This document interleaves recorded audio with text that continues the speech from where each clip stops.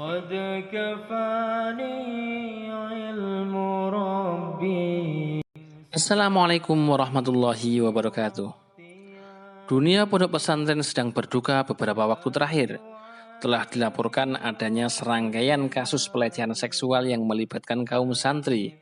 Salah satunya melibatkan salah satu pesantren besar di Jombang, yakni pesantren Sidikiyah.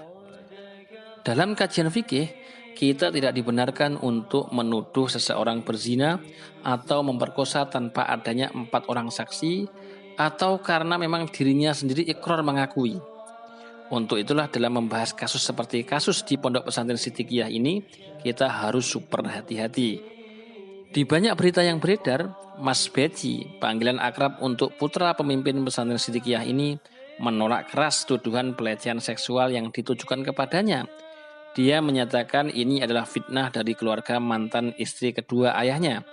Maka dia menolak untuk mengikuti proses hukum, meski akhirnya saat ini sudah menyerahkan diri. Karena sampai saat ini Mas Beci tetap bersikeras bahwa dia difitnah, maka dari sudut pandang fikih, kita tidak boleh berkomentar yang seolah-olah mengindikasikan bahwa dia sudah terbukti bersalah. Bukan kita mau membela para pelaku pelecehan seksual, tapi kita mau berhati-hati dalam bersikap demi keselamatan kita di akhirat.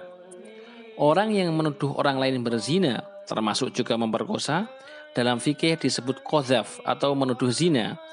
Dan jika ini tidak terbukti, secara fikih ada hukuman bagi penuduhnya, yakni dihad atau dicambuk 80 kali.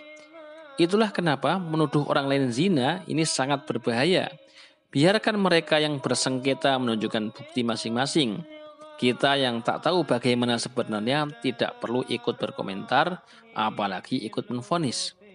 Terlepas dari itu semua, bagi kita khususnya kaum santri memang perlu matang dalam bersikap.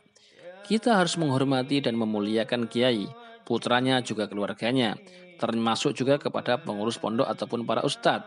Namun begitu ada hal-hal yang bertolak belakang dengan ilmu yang sudah kita pelajari, utamanya berkaitan dengan interaksi dengan lawan jenis, hal-hal semacam ini harus kita tolak. Kematangan inilah yang perlu digalakkan kepada para santri, baik oleh orang tua santri ataupun para pengurus pesantren, sehingga tidak terjadi kultus berlebihan. Yang ada adalah penghormatan selama masih sesuai dengan ilmu yang telah diberikan.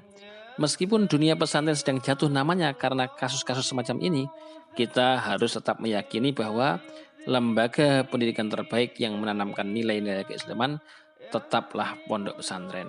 Wallahu a'lam.